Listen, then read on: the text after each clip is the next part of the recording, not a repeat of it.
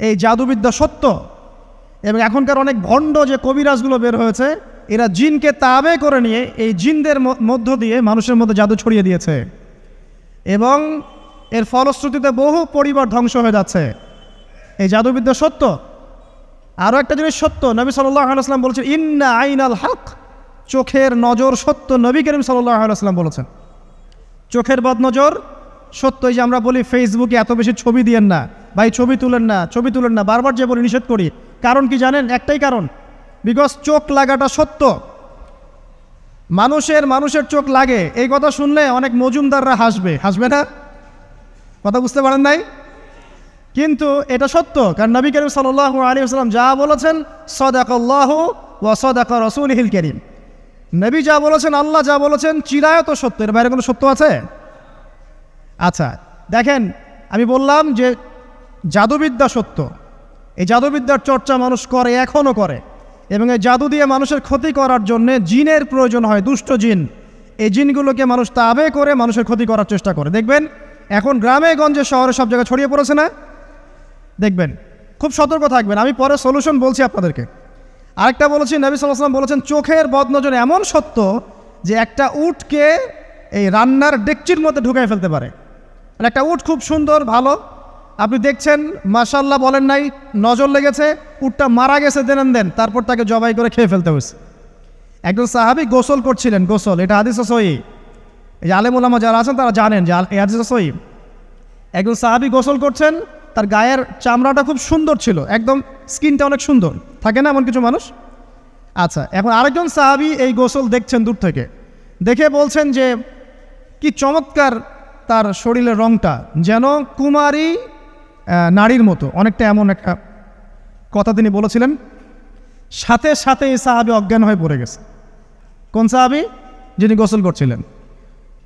এখন এটার আপনি কোনো ব্যাখ্যা দিতে পারবেন না তো, এখানে কোনো সায়েন্স দিয়ে বা মেডিকেল সায়েন্স দিয়ে আপনি কোনো ব্যাখ্যা করতে পারবেন না। একটা ব্যাখ্যা দিতে পারেন, কিন্তু কেন সেটা হলো সেটা আপনি অ্যান্সার খুঁজে পাবেন না। তো নবী সাল্লাল্লাহু আলাইহি ওয়াসাল্লামের কাছে নিয়ে যাওয়া হলো তাকে। তিনি বললেন যে এই ব্যক্তির ব্যাপারে কি কেউ ভালো মন্দ কিছু বলেছিল? তখন একজন সাহাবী বললেন হ্যাঁ, অমুকে বলেছে এর স্কিনটা অনেক সুন্দর, তো ওকে ডেকে নিয়ে আসুন। ওকে ডেকে আনা হলো। ডেকে আনার পর নবীজি তাকে অনেক শাসালেন, তোমরা তোমাদের ভাইদেরকে কি মেরে ফেলতে চাও? তখন এই সাহাবী তো অবাক, আমি আবার কখন মারতে চাইলাম ইয়া রাসূলুল্লাহ? আমি তো মারতে চাই নাই, আমি তো খালি বলেছি যে তার গায়ের রংটা অনেক সুন্দর। তখন তিনি বললেন কেন তুমি সুবহানাল্লাহ বললে না, কেন তুমি মাশাআল্লাহ বললে না? যখন মাশাআল্লাহ বলবেন, সুবহানাল্লাহ বলবেন, নজরটা লাগবে না। আর যখন আপনি মাশাআল্লাহ বলবেন না, সুবহানাল্লাহ বলবেন না, দেখবেন নজর লেগে গেছে। আপনি বিশ্বাস করেন ব্যবসা খুব ভালো চলছে, মানুষ বলল যে বাহ তোর তো ব্যবসা হেভি, লালে লাল শাহজালাল, ঠিক আছে, দেখবেন আপনার কেনা বেচা বন্ধ হয়ে গেছে। এরকম হবে, আমার কথাটা বিশ্বাস করেন। এটা কিন্তু সায়েন্স প্রমাণ করতে পারবেন না, আল্লাহ এবং তার রাসূল বলেছেন, তার উপরে কোনো সত্য নেই। আছে সূরা কাহফ 29 নম্বর আয়াত পড়ে দেখেন, আল্লাহ পাক বলছেন ওয়াকুলিল হাক্কু মির রাব্বিকুম, সত্য সেটাই যা তোমার রবের পক্ষ থেকে আসে। ফামান শাআ ফালইউমিন, যার ইচ্ছা হয় বিশ্বাস করুক, ওয়ামান শাআ ফালইয়াকফুর, যার ইচ্ছা হয় সে অস্বীকার করুক। এই কারণে আমরা বলি ফেসবুকে এত বেশি ছবি দেওয়া, এই আই ওয়াশ করা, এই যে শোডাউন করা, হ্যাঁ ইসলামের কিছু কাজ করলেন একদম মানুষকে না দেখাইতে পারলে ঘুম হচ্ছে না, এগুলো বন্ধ করেন, এগুলো বন্ধ করে দেন আল্লাহর ওয়াস্তে। অফলাইনে কাজ করেন, নিজেকে গোপন করার চেষ্টা করেন। যত বেশি মানুষের কাছে নিজেকে এক্সপোজ করবেন, কাজের বরকত কমে যাবে, কাজের বরকত কমে যাবে, চোখ লাগবে, নজর লাগবে। এবং চোখ লাগা বদ নজরে বহু আলেম আস্তে আস্তে মাঠ থেকে মাইনাস হয়ে গেছে না? যায় নাই? এখন কি আলেমদের সংখ্যা বেশি না কম? যত দিন যাবে আলেমের সংখ্যা আরও কমে যাবে। নবীজি বলেছেন আলেমদের সংখ্যা কমতে থাকবে, মানুষ জাহেলদেরকে আলেম বানিয়ে নেবে। তো প্রিয় ভাইরা, জাদুবিদ্যা সত্য, চোখের বদনজর সত্য, রাতের এই অনিষ্টগুলো সত্য, রাতের বেলা অনেক ক্ষতি আছে। এই জন্য নবীজি বলছেন বাচ্চাদেরকে বাইরে বের করো না, এবং তোমরাও রাত যখন গভীর হবে তখন এদিক ওদিক ঘোরাফেরা করো না। দেখবেন রাত যত গভীর হয় আমাদের শহরগুলো তত জীবিত হয়, তাই না? তাই না? রাত যত গভীর হচ্ছে শহর তত জীবিত হয়। চায়ের দোকানে আড্ডা বেশি, ওই সিনেমা দেখছে, টিভি দেখছে, ক্যারাম খেলছে, লুডো খেলছে, ঘুম নাই। ঘুম কখন? ফজরের আগে আগে। ফজরের নামাজ কিন্তু নাই, ফজরের ঠিক আগে আগে, আবার ওই যে জোহরের নামাজের সঙ্গে উঠতেছে। এখন আমাকে বলেন এরকম জেনারেশনকে দিয়ে কি আসলে ইসলামের কোনো খেদমত হবে? আচ্ছা, নবীজি রাতের বেলা আর্লি ঘুমাতেন, আল্লাহ পাক আমাদের সবাইকে তাড়াতাড়ি ঘুমানোর তৌফিক দান করুন। হ্যাঁ, আপনি ইলম চর্চা করলে রাত জেগে থাকতে পারেন, আপনি যদি জ্ঞান চর্চা করেন রাত জাগতে পারেন, আপনি কোনো গবেষণা করছেন, নামাজ পড়ছেন বা কোরআন হিফজ করছেন, আপনি রাতের আর্লি উঠবেন, এটা আলাদা বিষয়। কিন্তু কমনভাবে আমাদের এই যে ফেসবুক, ইউটিউবিং ইত্যাদিতে আমরা লিপ্ত থাকি, সারা রাতটা কাটাই আড্ডাবাজি করে, এগুলো বন্ধ করতে হবে। এগুলো বন্ধ না করলে ফিজিক্যালি আমরা মানে সুস্বাস্থ্যের অধিকারী হতে পারবো না, সারা দিনটা আমাদের একটা কি বলবো অলসতার ভাবে যাবে এবং দিনের বেলা কাজগুলো ব্যাহত হবে। এতে করে আমাদের উম্মার এই পুরো বড় যে তরুণ প্রজন্ম আছে এদেরকে আপনি সম্পদে পরিণত করতে পারবেন না। তাই এই সিস্টেমটা চেঞ্জ করা দরকার। নবীজি রাতের বেলা এই সূরা বাকারার শেষে 3টা আয়াত তেলাওয়াত করতেন, আমরা করবো ইনশাআল্লাহ। ইনশাআল্লাহ। আরেকটা আমল বলে দেই, নবী করিম সাল্লাল্লাহু আলাইহি ওয়াসাল্লাম রাতের বেলা সূরা মুলক তেলাওয়াত করতেন। কোন সূরা এটা? কোন সূরা? তাবারাকাল্লাযী বিয়াদিহিল মুলক। কয়টা আয়াত আছে? 30টা আয়াত আছে। নবীজি বলেছেন সাল্লাল্লাহু আলাইহি ওয়াসাল্লাম যে এই সূরা আপনাকে কবরের আযাব থেকে বাঁচাবে ইনশাআল্লাহ। কবরের আযাব থেকে তো ভাই বাঁচা খুব সহজ নাকি? আমাদের মধ্যে এমন কেউ নাই, শোনেন, আমাদের মধ্যে এমন কেউ নাই আলেম জালেম মুফতি মুহাদ্দিস রাজনৈতিক নেতা পলিটিশিয়ান বিরোধী দল জাতি তারপরে যে সরকার দল যে আছে না কেন, কবরের শাস্তি ফেস করবে না এমন একটা মানুষ নাই, কেউ নাই পৃথিবীতে। এই যে আপনি দেখছেন ওই যে কি ইসরায়েলের প্রধানমন্ত্রী, ওই রাশিয়ার প্রধানমন্ত্রী, ওই চায়নার সভ্যতা, পশ্চিমা সভ্যতা, এমন কেউ নাই পৃথিবীতে এখন যাকে কবরের শাস্তি ভোগ করতে হবে না। আছে? সবচেয়ে লঘু শাস্তি মানে লঘু চাপ, এটা বলতে গেলে আসলে আমি ভাষা হারায় ফেলি। তারপরে বলছি আল্লাহ পাক আমাদের সবাইকে হেফাজত করুন, আমিন। একজন সাহাবীর নাম সাদ বিন মুয়াজ। কি নাম? নবী করিম সাল্লাল্লাহু আলাইহি ওয়াসাল্লামের সাথে একদম ডান হাত হয়ে যুদ্ধ করেছেন দীর্ঘদিন। বদর তিনি বীর সেনা, উহুদের বীর সেনা, ঠিক আছে, খন্দকের যুদ্ধেও বীর বিক্রমে যুদ্ধ করেছেন। তিনি আনসার সাহাবী, একদম মদিনার নেতা সাহাবী। সব সাহাবী কিন্তু একরকম নন, কেউ ছিলেন নেতৃস্থানীয় সাহাবী, তিনি ছিলেন একজন নেতৃস্থানীয় সাহাবী, ঠিক আছে, সাদ বিন মুয়াজ। নবী করিম সাল্লাল্লাহু আলাইহি ওয়াসাল্লাম এত ভালোবাসতেন তাকে, এত ভালোবাসতেন যে তাকে নিজের মনে করতেন যে সাদ বিন মুয়াজ আনসাররা আমার নিজের। 4টাখানি কথা।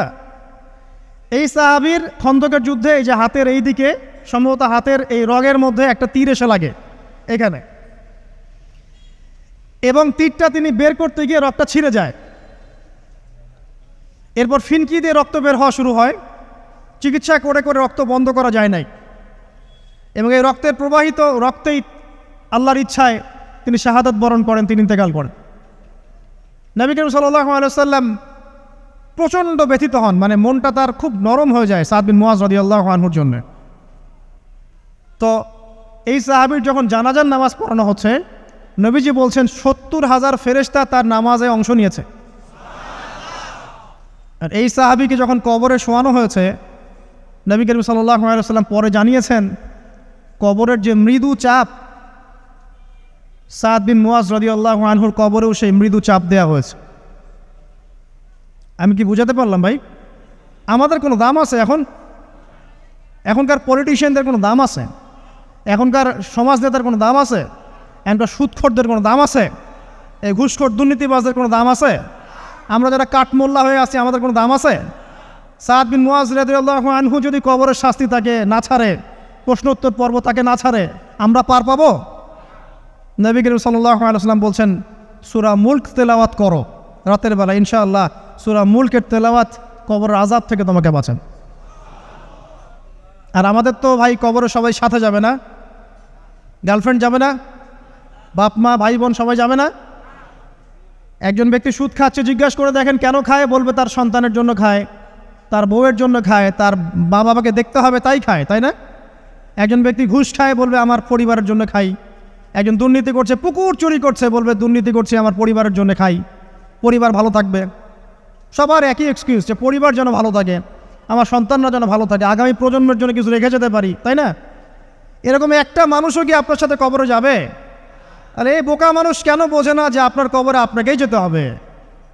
তাহলে আপনি কি কারণে অন্যের কারণে নিজের পরকাল নষ্ট করছেন?